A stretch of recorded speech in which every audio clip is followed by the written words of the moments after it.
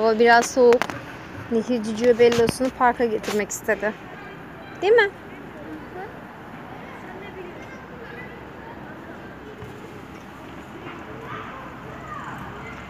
Uykun mu geldi Nehir'ciğim? Cicio Bello'nun ateş düşmüş.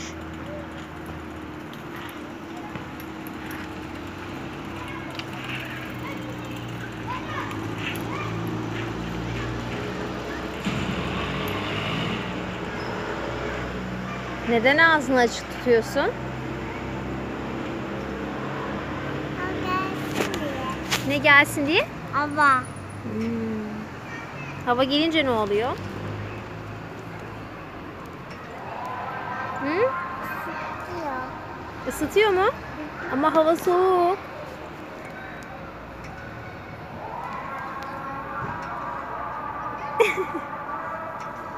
Ezan okuyor. Evet canım, ezan okunuyor. Akşam oldu artık. O zaman sen telefonu ses yapma. Peki.